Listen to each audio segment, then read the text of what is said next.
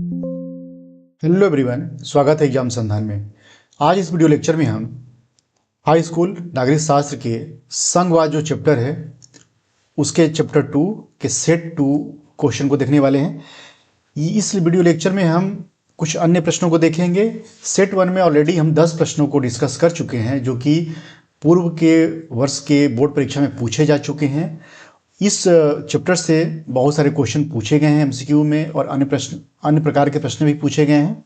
तो चलिए कुछ अन्य प्रश्नों को डिस्कस करते हैं फिलहाल में एमसीक्यूज के। क्वेश्चन नंबर 11 है और इस वीडियो लेक्चर का पहला प्रश्न है ये, निम्नलिखित में से कौन सा राज्य नहीं है? Which of the following is not a state of India? 2024 में पूछा गया प्रश्न है। ऑप्शन है मणिपुर, त्रिपुरा, हिमाचल प्रदेश, जम्मू और कश्मीर। देखिए, मणिपुर राज्य है, त्रिपुरा भी राज्य है, हिमाचल प्रदेश भी राज्य है, जम्मू कश्मीर भी राज्य हुआ करता था लेकिन वर्तमान में राज्य नहीं है, यानी कि यही ऑप्शन आपका सही है, जम्मू कश्मीर राज्य नहीं है। 2 अगस्त 2019 के पहले, अगस्त 2019 के पहले यह राज्य था, लेकिन अगस्त 2019 में क्या हुआ, इसके राज्य का दर्जा इसे छीन लिया गया। इसको 2 संघ शासित या केंद्र शासित प्रदेशों में बांट दिया गया, JNK जम्मू कश्मीर और लद्दाख। जो जम्मू कश्मीर था वह विधायिका वाला यूटी था, यूटी है, अर्थात यहाँ पर विधानसभा होगी, वहाँ मंत्रिमंडल भी होगा, जैसे कि दिल्ली में है, जैसे कि पांडिचेरी में है। लेकिन लद्दाख केंद्र शासित प्रदेश, यहाँ पर कोई विधायिका नहीं होगी, बल्कि यह जैसे चंडीगढ़ है, दमन दीव दादर नगर हवेली है, जैसे आपका लक्षद्वीप है, अंडमान निकोबार है, उसी प्रकार का यह एक यूटी है जो डायरेक्टली केंद्र सरकार उसको प्रशासित करती है। उसके लिए कोई ना कोई एडमिनिस्ट्रेटर या कमिश्नर नियुक्त किया जाता है। ठीक है, तो इस वाले प्रश्न का उत्तर आपका जम्मू कश्मीर होगा। चलिए अगले प्रश्न को देखते हैं। अगला प्रश्न है, देखिए सूची का मिलान करना है कि ये संघ सूची, राज्य सूची, समवर्ती सूची दिया हुआ है, विषय दिए हुए हैं। जैसे मैंने आपको बताया था, हमारे देश के संविधान में 22 भाग और 12 अनुसूचियां हैं। जो 12 अनुसूची है उसमें 7वीं जो अनुसूची है उसमें 3 प्रकार की सूचियों का जिक्र है, संघ सूची, राज्य सूची और समवर्ती सूची। ये हैं क्या? यह जैसे कुछ विषय शामिल हैं, जैसे वर्तमान में जितने भी विषय हैं जिस पर कोई कानून बना सकता है, इन सभी तीनों सूचियों में दिए गए हैं कि संघ सूची में जो विषय शामिल होंगे उस पर कौन कानून बनाएगा? केंद्र सरकार कानून बनाएगी। राज्य सूची में जो विषय शामिल है उस पर राज्य सरकार कानून बनाएगी, और समवर्ती सूची में जो शामिल विषय हैं उस पर दोनों कानून बनाएंगे, राज्य और केंद्र दोनों। लेकिन अगर सेम विषय पर राज्य भी कानून बना दिया, केंद्र भी कानून बना दिया, तो किसका कानून प्रभावी होगा?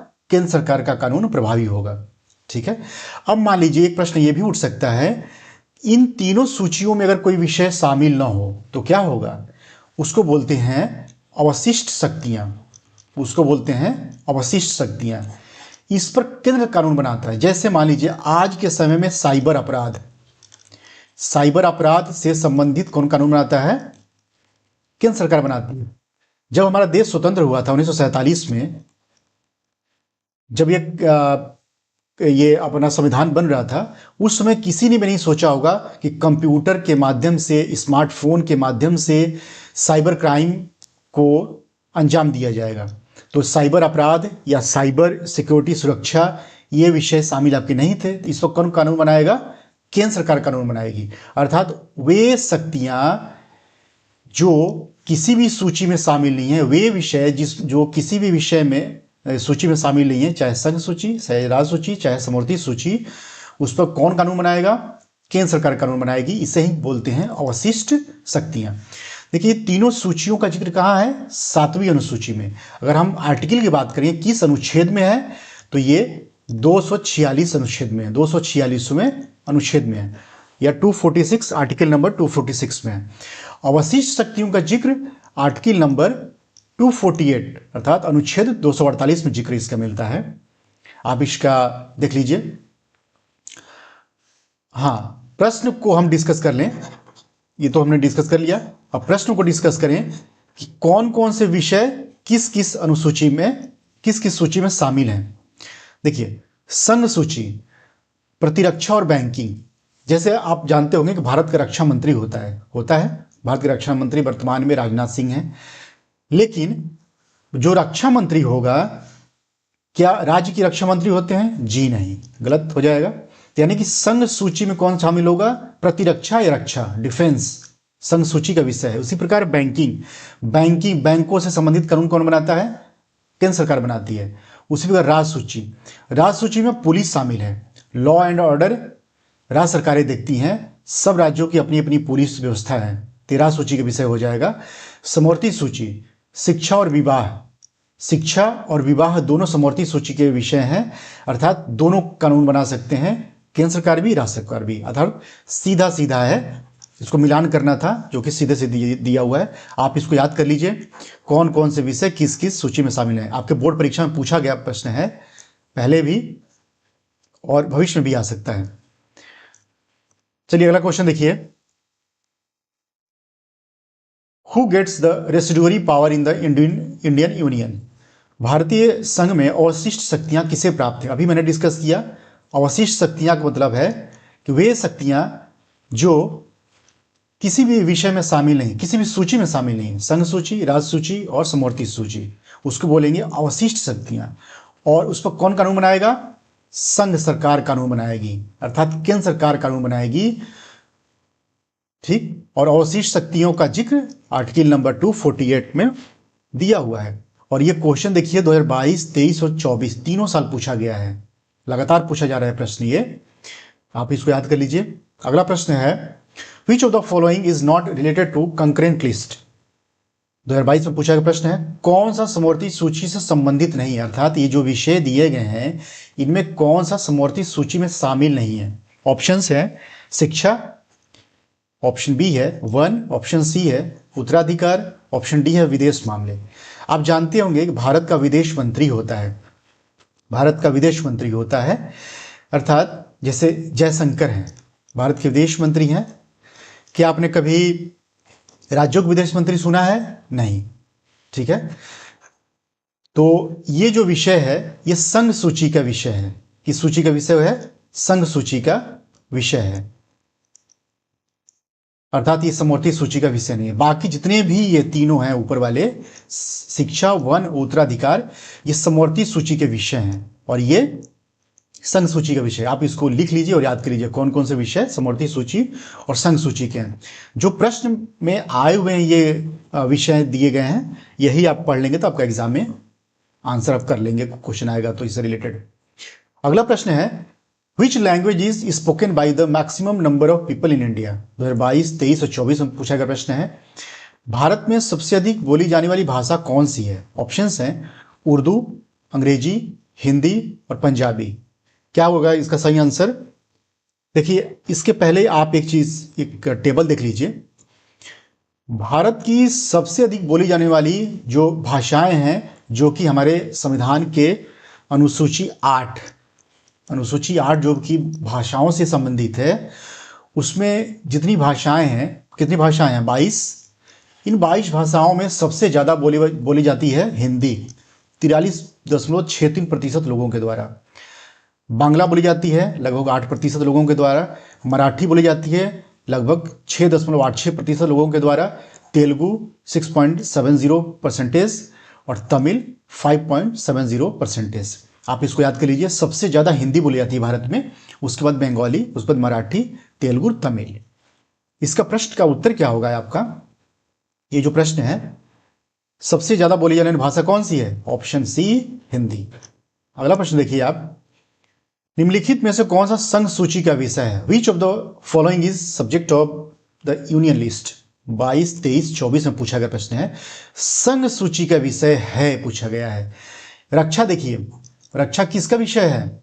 मैंने बताया अभी, जस्ट हमने ऊपर वाले क्वेश्चन डिस्कस किया, भारत का रक्षा मंत्री होता है, राज्य के रक्षा मंत्री नहीं होते हैं।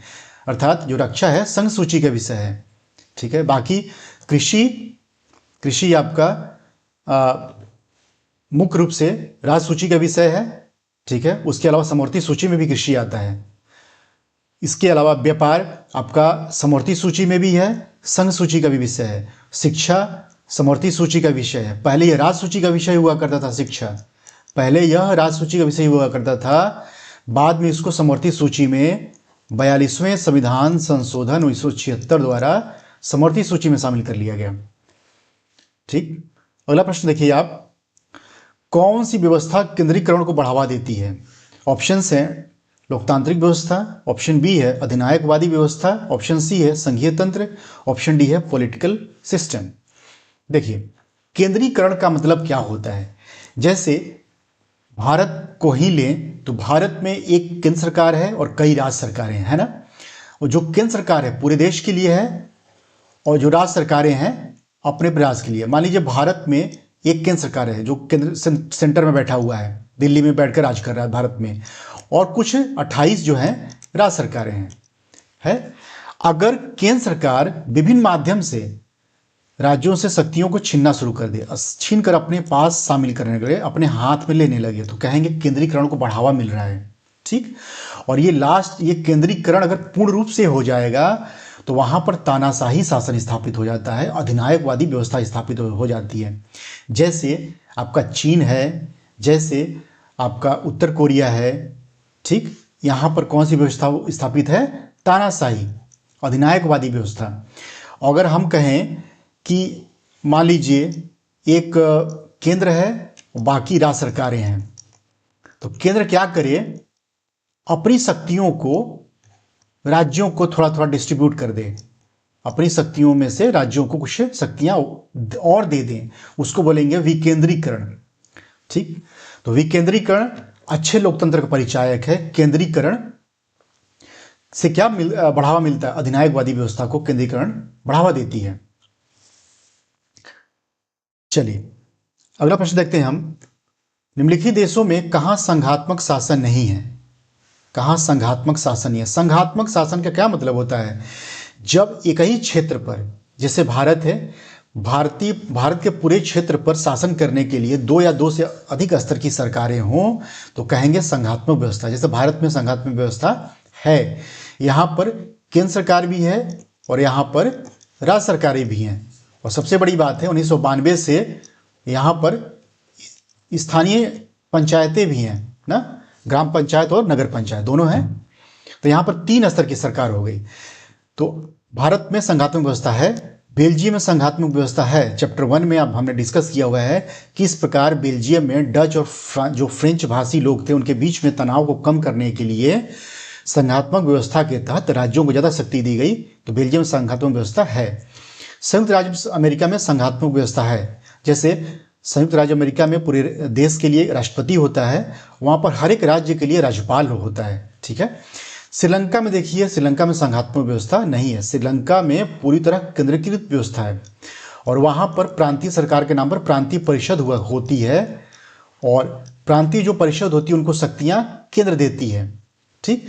और देखिए जो संघात्मक व्यवस्था वाले शासन वाले देश हैं वहाँ पर संघात्मक हम इसलिए भी कहते हैं क्योंकि उनके संविधान में स्पष्ट रूप से जिक्र होता है कि ये शक्तियां राज्य को हैं और ये शक्तियां केंद्र को हैं। जबकि जो श्रीलंका है वहां पर प्रांतीय सरकार के लिए कोई भी शक्ति का प्रावधान नहीं है, बल्कि केंद्र अपने माध्यम से अपने स्तर से कुछ शक्तियां प्रांतीय परिषदों को देती हैं। तो श्रीलंका में क्या है? श्रीलंका में केंद्रीकृत व्यवस्था है। ठीक है। अगला प्रश्न देखिए आप, भारतीय संविधान कब लागू हुआ? 15 अगस्त, 14 जनवरी, 10 दिसंबर, 26 जनवरी। ये दोनों तो ऐसे दे दिए गए हैं ऑप्शंस। 15 अगस्त को हमारा देश स्वतंत्र हुआ था और 26 जनवरी 1950 को हमारे देश का संविधान लागू हुआ था। बना कब था? 26 नवंबर 1949 को बनकर तैयार हो गया। इसको हमने अंगीकृत भी कर लिया, आत्मार्पित भी कर लिया। ठीक है। और कुछ प्रावधान जो थे 15 से 16 प्रावधान इस दिन से लागू भी हो गए थे 26 नवंबर को, लेकिन पूर्ण रूपेण लागू कहा जाएगा तो 26 जनवरी 1950। यानी भारतीय संविधान कब लागू हुआ? 26 जनवरी 1950 को। इस वीडियो में इतना ही है। मिलते हैं किसी अन्य वीडियो में। इस वीडियो को देखने के लिए आपका बहुत बहुत धन्यवाद। आपका दिन शुभ हो।